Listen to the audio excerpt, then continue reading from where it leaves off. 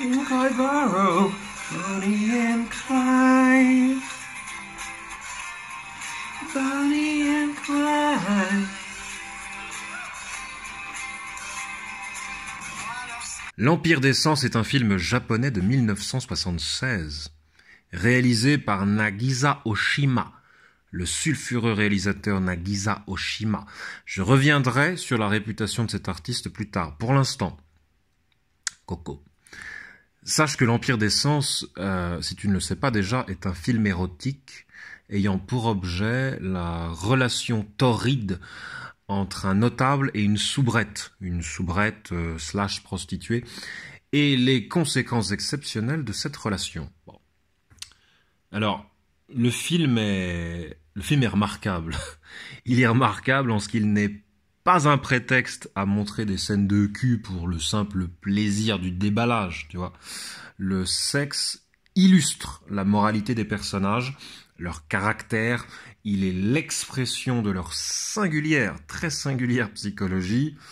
On n'est pas dans le porno, hein, même si les scènes sont crues, voire dérangeantes, on n'est pas dans le porno. Il y a de la substance à la clé. Alors ça reste hyper cru, attention. Âme sensible, s'abstenir. Bon. Alors, Abe Sada travaille en qualité de servante dans une maison de maître. Le maître en question s'appelle Kishizo. Et Kishizo est marié, autrement, quel intérêt? Nous sommes dans les années 30, au Japon, le film est tiré d'une histoire vraie, Coco. Abe Sada et son employeur s'amourachent l'un de l'autre assez rapidement. Kishizo apparaît très clairement et dès le départ comme un noceur, comme un débauché, qui ne vit que pour le plaisir. On ne le voit jamais travailler d'ailleurs, hein, on ne le voit jamais travailler à quoi que ce soit. C'est sans doute un rentier ou un gagnant du loto. On ne sait pas ce qu'il fait dans la vie, mais il a les moyens de siffler le saké, Kishizo, hein, de siffler le saké du matin au soir en compagnie des geishas. Bon, c'est Kishizo, c'est je l'appelais comment? Kishizo? C'est pas Kishizo, c'est Kishizo. Kishizo, c'est l'indolence incarnée. Tu vois, c'est l'indolence incarnée. C'est l'homme de pouvoir devenu le jouet de ses privilèges. La chose de ses privilèges. Et Sada va devenir celle qui contrôle le jouet. Celle qui contrôle l'homme de pouvoir. Elle devient la femme qui engloutit l'homme de pouvoir. Je te raconte pas la fin, hein, c'est spectaculaire. Âme sensible, s'abstenir, je le répète. Sada est une dévoreuse. Une menthe religieuse. Sa jouissance s'accompagne d'un sens aigu de la propriété. Le patron lui appartient. Elle l'arrache au bras de son épouse, le séquestre, l'exhibe, le prête au geisha à sa convenance, tu vois, le prête pour mieux le récupérer. Tout ça sous couvert de sentiments, bien sûr. Sada déclare aimer cet homme, Kishizo. Elle déclare l'avoir dans la peau. Alors techniquement c'est vrai, elle l'a dans la peau tout le temps. Les scènes de sexe sont très répétitives, mais fascinantes, je le répète, pour leur dimension psychologique. Sada, marquis de Sade au féminin, achève un homme, c'est ça en fait. Elle achève un homme que l'indolence du pouvoir a déjà condamné. Tu vois, elle lui porte le coup de grâce, quoi. Mais sans méchanceté, sans esprit revanchard, par pulsion. Nagisa Oshima, le réalisateur, pour revenir à lui, a été l'un des fers de lance de la nouvelle vague du cinéma japonais. Que ce soit en France, au Japon, ou aux États-Unis avec le nouvel Hollywood, la nouvelle vague, c'est quoi? Bah écoute, la nouvelle vague, c'est simple, c'est l'alternative au cinéma de papa, comme l'appelait Truffaut. Le cinéma de papa, c'est l'explosion des codes narratifs. Le vent de fraîcheur érotique, l'avènement de la femme fatale, le coup de gueule de la jeunesse à l'encontre de ses vieux et de leur sclérose. Oshima incarne ça au Japon. L'Empire des Sens, d'ailleurs, est interdit de visionnage au Japon. Oshima est traîné devant la justice de son pays pour obscénité. C'est un gros cochon, Oshima, hein, pour les tenants de la morale de son époque. Un pervers fini. Il a très bien plaidé sa cause. T'inquiète pas pour lui, t'inquiète, il gère. Je suis sûr que la petite chorégraphie des flingues, là, t'a bien plu. Bonnie and Clyde, Bonnie and Clyde. Pourquoi Bonnie and Clyde? Quel rapport entre Bonnie and Clyde et l'Empire des Sens, me diras-tu? Il y a un lien. Arrête de pleurer, il y a un lien. Respire. En fait, j'ai revu le film tout récemment. Et je me suis interrogé sur deux choses. La logique du désir et la dynamique d'une relation de couple. Bon. Alors, il semblerait que tu me diras ce que tu en penses, mais il semblerait que les couples les plus intéressants soient également les plus déséquilibrés. Un bon petit couple harmonieux, c'est chiant. Un bon petit couple harmonieux ne présente aucun intérêt narratif. Aucun intérêt narratif, si tant est qu'existe ce couple harmonieux dont toi et moi nous discutons. Un couple harmonieux, ça ne présente aucun intérêt narratif. Demande à Closer et tous les magazines du genre. Demande à tes collègues en pause café. C'est chiant. Le happy end, c'est chiant. La joie sans mélange, c'est chiant. C'est bien, mais ça fait bailler. Bon. En fait, la vie conjugale n'a d'intérêt que pour ces déséquilibres, surmontables ou pas. Un être humain, en tant que tel d'ailleurs, tire sa force, tire sa valeur de sa lutte contre la disharmonie, et non pas de son repos dans l'harmonie. Oh, qu'est-ce qu'il a pris, lui? Mais qu'est-ce qu'il a pris? J'ai rien pris, je te promets. D'ailleurs, je prends jamais rien.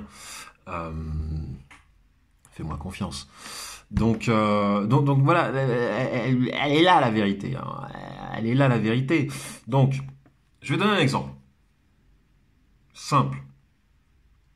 Prends un enfant qui vient de naître. D'un côté, on a toute la potentialité de l'être humain. De l'autre, il y a un avion qui passe. De l'autre, on a la plus grande faiblesse imaginable. Et ce qui va rendre la vie excitante, c'est ce déséquilibre, justement. C'est ça qui rend la vie excitante. Et la question qui va rendre la vie encore plus excitante est la suivante. Arrivera-t-on un jour à établir un semblant d'équilibre? C'est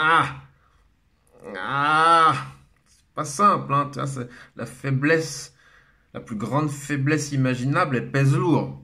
Elle pèse lourd, hein, en comparaison à la virtualité des possibles. Voilà. Déséquilibre. La passion du déséquilibre. Pardon, mais c'est comme ça. Voilà.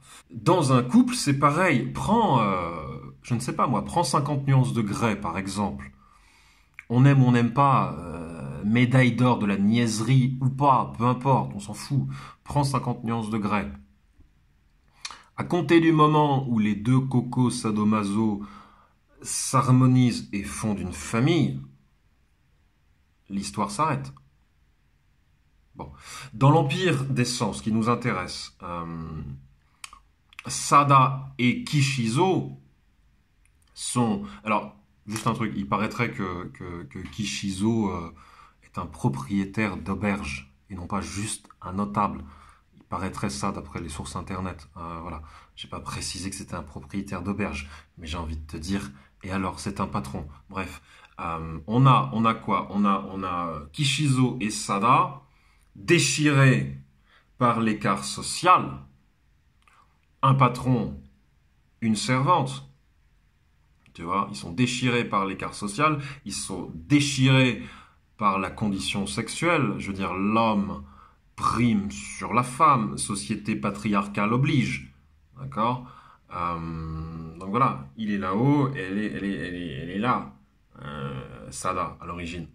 Et plutôt que, c'est là où le film devient tout à fait intéressant, plutôt que de chercher à harmoniser les différences, les deux personnages vont interchanger les rôles.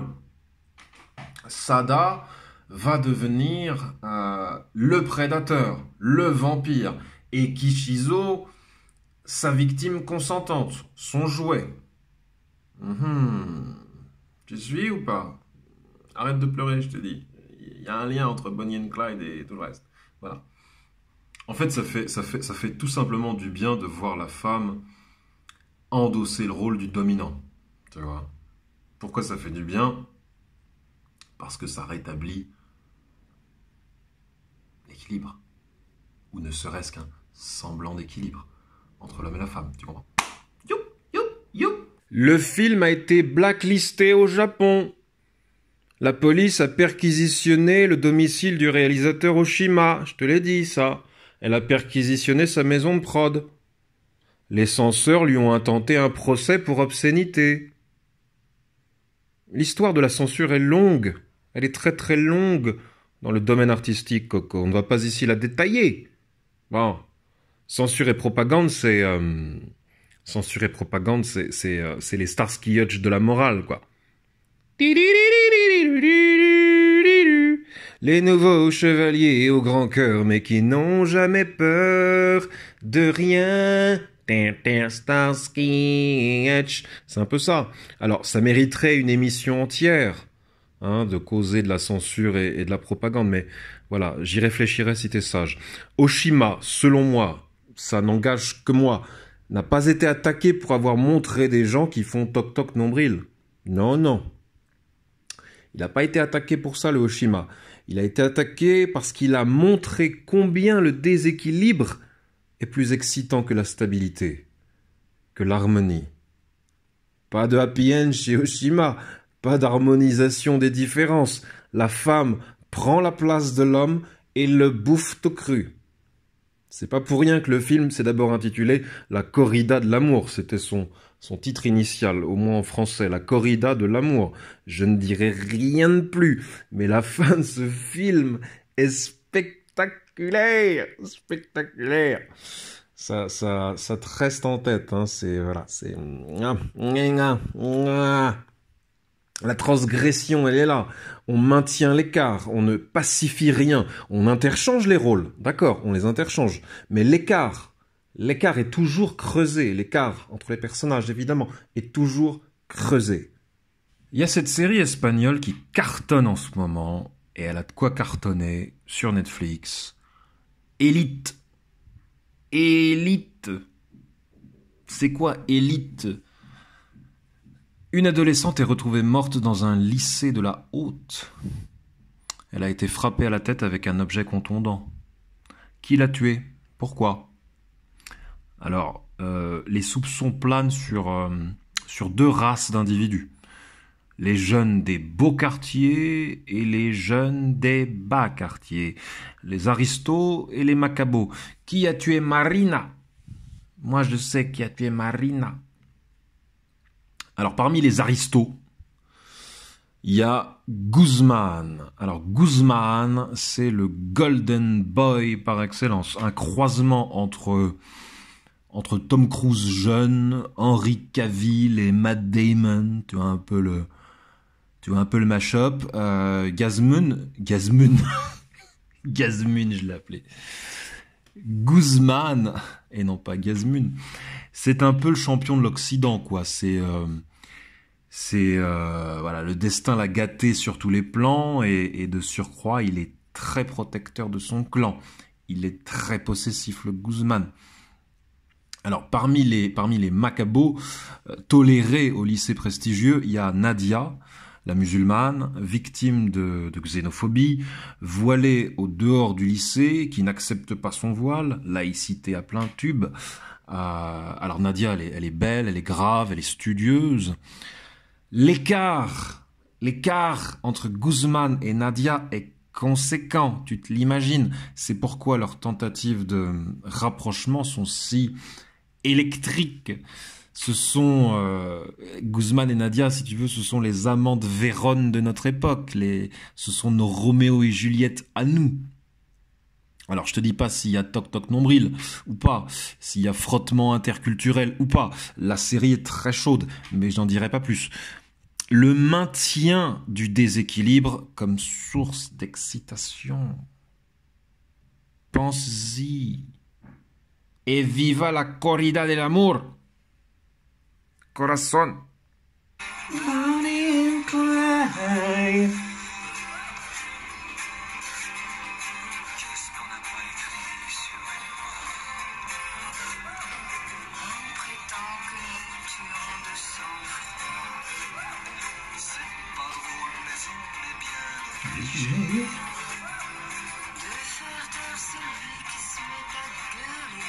Bonnie and Clyde.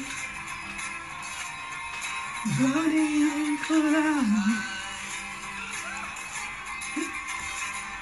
Chaque fois qu'un policeman se fait buter, qu'un garage ou qu'une banque se fait braquer, pour la police ça ne fait pas de mystère. C'est signé Clyde Barrow. Bonnie Parker. Bonnie and Clyde. Bonnie and Clyde. Maintenant, chaque fois qu'on essaie de se ranger, de s'installer tranquille dans un meublé, dans les 3 jours des mitraillettes qui reviennent. Bonnie and Clyde.